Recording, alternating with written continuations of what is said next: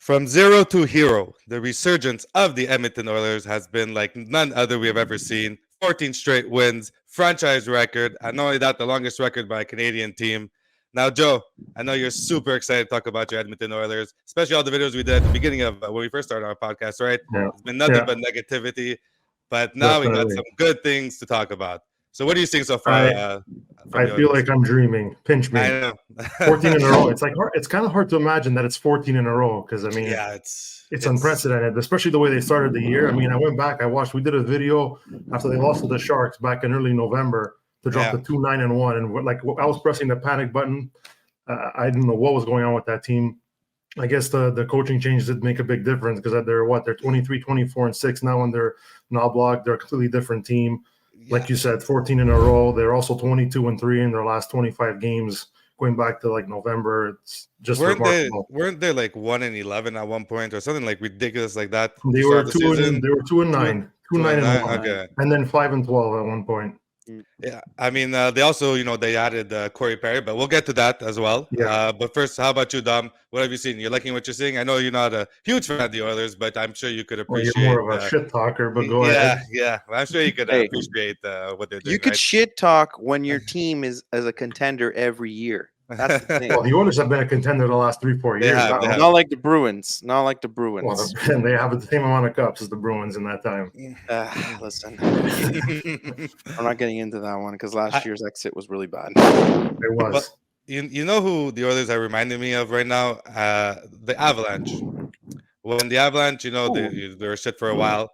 They got McKinnon, started to get better. Still not making the playoffs. Made the playoffs, by I think it was the last game. They got like 95 points. Made the playoffs for the first time with McKinnon. Got bounced out first round. Then they made they made it to the second round. 3 times. Lost 3 times. And I feel like that's where the Oilers are right now. And then they won the cup. So I feel like that's where the Oilers are right now. I mean, in the standings, they're sitting third in the Pacific, right? 7 points behind Vegas, 14 behind Vancouver, but they got some major games. Major games at hand. I think they have 5 games in hand on Vegas and Vancouver. I mean, they still got to play Vegas a few more times. They're still got to play Vancouver. I mean, I'm not resting my hopes on them winning the division. I mean, I'm not going to say it's completely over the way they're going, and maybe Vancouver will fall a little. But the way the Oilers are going, I think they're probably destined for a matchup against the Knights in the first round, and I mean that's going to depend on who has the home ice advantage. I hope they could destroy their dreams. The Oilers to the Golden Knights. We need to get payback from last year. That's for sure. Why does everybody hate the Golden Knights? Because they came in the league out of nowhere and they won a fucking cup where I've been bleeding for 32 years. Batman caters to them. You just know it. No, you guys, come on. They have good players. I'm not saying they don't have good players. I'm not saying they don't have good players. Well coached and good. It's not fair. It's not fair, and I'm being a baby about it. Okay. And you know what? I'm gonna say that with pride, if that makes sense. That's fine. I guess you're right. But Skinner too, guys. 11 straight wins, 18-2. Yeah, it's a franchise record. He broke Grand Fear. He's 18-2 in his last 20 games. 18-2 in his last 20 games. Yeah. He has a 188 goals against average and a 933 save percentage. And the Oilers also the last 12 games they haven't allowed more than 2 goals. I mean, it's just an incredible run they're on. They're actually on a 2.07 goals against right now, and they're doing really well. Honestly, I think Skinner is the most surprising one out of everybody right now. Why do you think that is? Well, Joe mentioned while we were talking a couple of days ago. He was a rookie coming into the league. He looked really shaky. Yeah. He looked really bad, and it was his first year last year, so it didn't go well for him. He ended the season off really well. Yeah, and he looked good, and there was some flashes of greatness. But we didn't have any high hopes for the kid. So now he's showing. He was put in a bad position last year though, because the Oilers brought in Campbell to be the starter, and Skinner was a rookie. He was 24. He was supposed to be the backup, and then he got thrown in because Campbell sucked. You knew Skinner was always going to take the job, though. It was an he was the goalie of the future. But not yet. Goalie of the future, exactly. Campbell was a nobody. The best way to learn how to swim is just throw them in the deep end, right? And that's what happened to Skinner. And I think also, the team has been better defensively as a whole, right? I think that 100%, definitely 100%. He has. I think they always had faith in Skinner, the players that is, but I think he didn't have faith in the defensive core. But just some stats defensively. I mean, their goals allowed, they're 10th in the league. Shots on goals allowed, they're 4th, and their PK is 9th at 82.2. And when they lost that game to the Sharks, they dropped a dead last in team save percentage. So exactly. For them to be down in the top 10 is remarkable. And I mean, Knobloch has changed everything. The whole defensive game is different.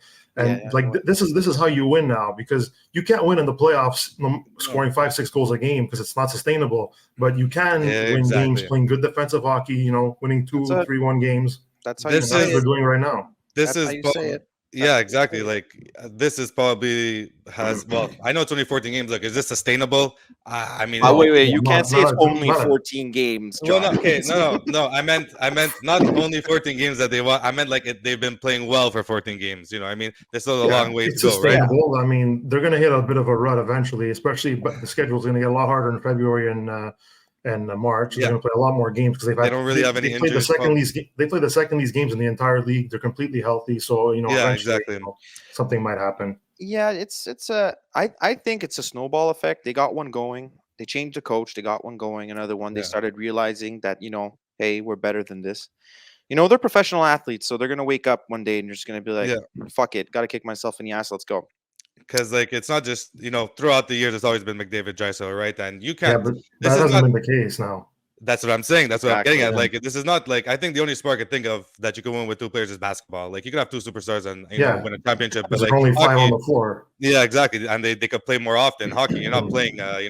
Max you're paying is 20 minutes if you're a superstar, right? Maybe more if you're a defenseman, excuse me. But secondary scorer, Fogle, Derek Ryan, and company. Hopkins, I haven't really been seeing much of him, but I checked the stats and he's still almost a point per game. He's almost a point a game, but last year was kind of an anomaly. I mean, he got 104 points. Before that, his career high was never more than, I think, 70. So, but this is what I'm talking about. On the power play. Their power play is not the same. Now they're winning on their penalty kill. Their penalty kill is over 93% like the last couple of months. And now their power play is kind of, I think during this 14-game winning streak, it's 15th in the league. They're sixth. So would you say that their all-stars are playing better defensively? Because if you look at their games at the beginning of the season, a lot of the defense was getting caught pinching. So a lot of their goals came from getting caught pinching, give up pucks in a neutral zone. So a lot of that stuff was causing them to get scored on. So would you say that because the top three are back checking now? Which it is, and that results in Draisaitl not. Sorry, you need that. But that results in Draisaitl and McDavid not getting their points as they always do. But I'm sure if you could ask any Oilers fan, would you rather? Look, McDavid's still probably going to get 100 points, but he's not going to get 150. And I'm pretty sure he's going to get 10020 probably. He's on pace for about 120. But FYI, I called a regression in April. So thank you. Yeah, the 153 last year. That was too much of an easy regression. But I'm sure if you ask any Oilers fan, like, would you rather him get 150 points or 100? But the team's playing as it is now. And like, if you look at the great teams, and look, Dom, I'll go to your team, Boston. I think Marchand is the only player I could think of recent that got 100 points, but they're always competitive. You know what I mean? Because they play the right way. They're different specimen. It's the culture of the team. Yeah, 100%. So I think it's changed, and I'm happy to see it. They're in action as we do this video. They're in action tonight against Chicago, right? Yeah. So hopefully they can keep the streak alive. I mean, Chicago tonight, and then Nashville on the weekend. Which is still they got pictured in that, but I mean, Chicago played last night in Seattle. It's their third game in 4 nights, so the Oilers should definitely take advantage. Chicago's healthy though. Chicago's healthy, but they got healthy. Well, they don't have Bedard. They don't have Hall. They don't have Bedard or Hall, but I mean, on defense they got healthier. They got Seth Jones back, and he's been racking it up. Is Mrazek in that tonight? Is he playing? Yeah, it's Mrazek. Is it Mrazek? I didn't check. Sometimes he gets down in his head. But look, it's good to see. I'm happy. I'm happy for the team because I'm sure McDavid has been kicking himself the past few years, even Draisaitl, and they finally. It's not easy, man. It seems like they're getting it right, and I'm sure that locker room is ecstatic, right, and the fans as well. And Corey Perry now is excited. Too, that's how you rebuild, though. This is how you rebuild. You don't rebuild any other way. This is exactly how you're supposed to rebuild. Growing pains. You got to go through growing pains. Yeah, you got to get all stars.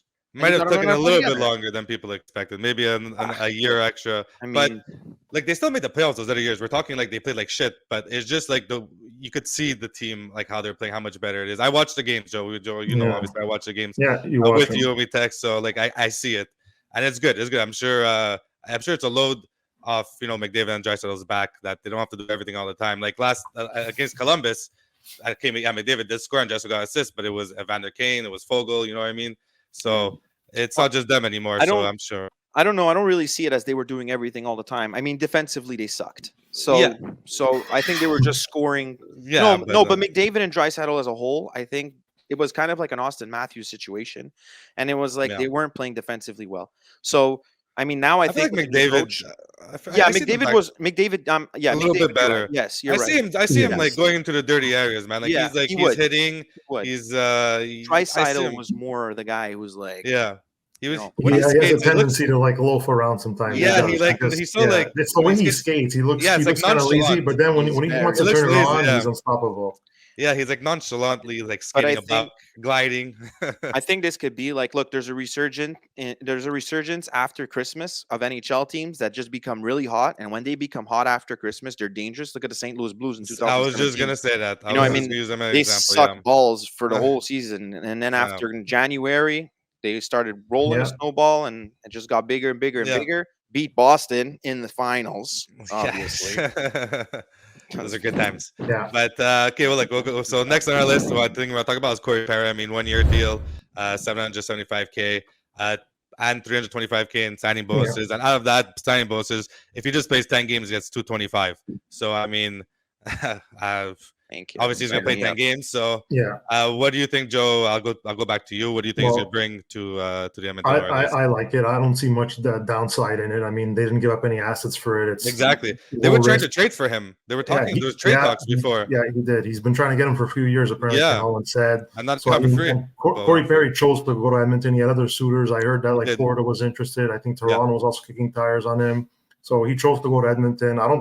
People say he's going to be a cancer or something in the locker room. I don't see that happening. I mean, he's a veteran. He wants to win. It's like 19th year in the league. You're guaranteed the finals with Corey Perry. You know that, right? So I was just going to say that. I was literally just going to say that. I was like, it's a but I also like that Corey Perry is someone he's definitely going to come and use in the playoffs. You're going to have him. You have Evander Kane on your roster. You have Darnell Nurse, Zach Hyman, another tough defenseman. Yeah.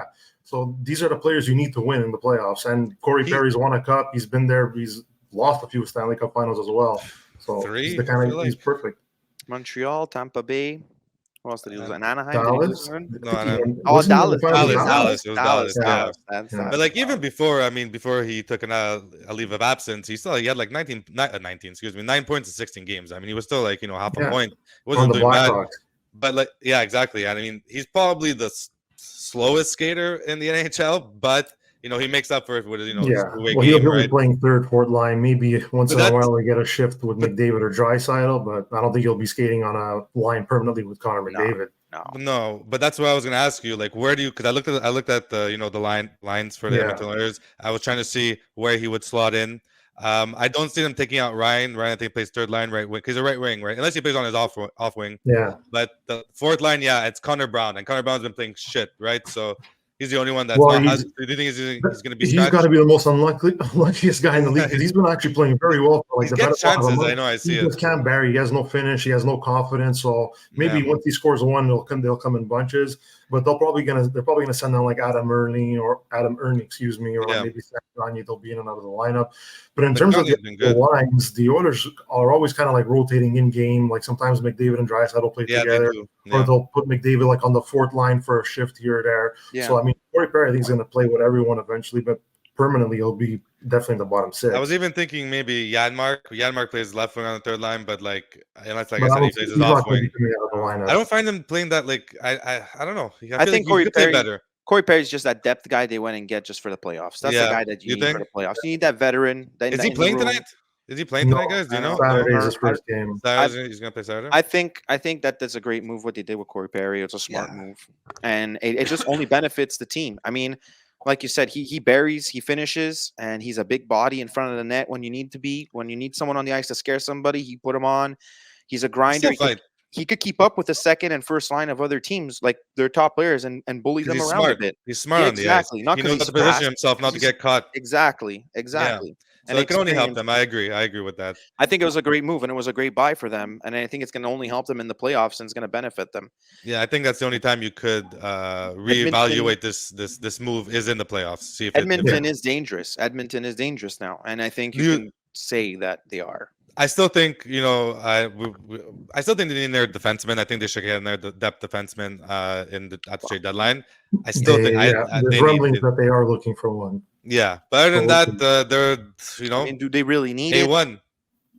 I think in the playoffs you always need depth, more defensemen, but I don't see that defensive core winning the Stanley Cup. I think they need one more. Why? Yeah, but the kind of guy you think you're bringing in is not going to be. Well, first of all, they're a cap team, so they're going to have to get rid of cap to bring in money. I know. You never know. Maybe they could get someone, for the cheap. And that could surprise you. Salary, those are the kind of deals Kellen's gonna have to figure out. Who are the vets on defense there? There's no vet. Ekholm, Nurse. Well, Nurse is like a 10-year player. Kulak, CC. See, like Kulak, I think Kulak has been. He's good. He's a good number. Like he's a good sixth defenseman. But like I feel like I have no beef with Kulak. Yeah, they need like a fourth. They need a fourth. Yeah, they need a fourth defenseman because Bouchard. Kulak go to the Cup though? Hasn't Kulak with us? With the Habs. Wasn't he with Montreal? Yeah, the bubble Montreal. year. So there's one vet. Then you got Nurse, who's been making the playoffs with the team, who's got experience. Yeah. Ekholm is a vet, but I don't know if Ekholm. Yeah, he went to a Cup with Nashville. That's it. That's another vet. So you got 50% and CC also. Yeah, CC. So I don't like CC. But I'm just saying, I don't like him. I don't know if he's.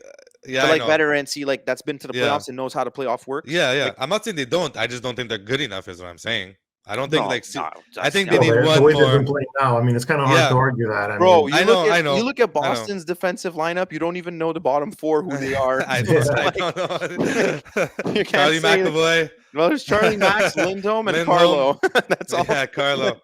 Then after that, it becomes pretty fucking blurry. But they're good.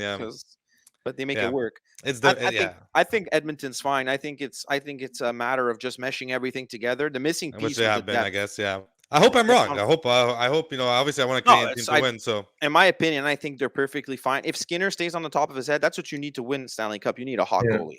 Yeah, you need a hot goalie. Yeah. Bottom line. And like Binnington won a Stanley Cup. Tim Thomas was hot. You couldn't score on Vasi for like 5 years. Darcy Kemper won Colorado. What the hell is he? What Matt Murray's, twice with Darcy Kemper too. I forgot about that. Yeah, where is he now? Washington. Well, actually, he's in Washington, but I don't know if he's even playing all that. I think he's lingering. He's second goalie. Yeah, he's lingering the first goalie. Yeah, is it? Yeah, there you go. So, but they have the other guy. They have another guy there playing. So Edmonton's got all the right ingredients for the right formula and for the right recipe to win. Like it's there. Yeah. It's there. I hope so. I would love to see it. I wouldn't be surprised if they make it to the Stanley Cup. Yeah. Well, look, guys, we're gonna wrap this up. Hopefully, they can continue this streak. Like we said, Chicago and Nashville coming up, very winnable games, but you never know.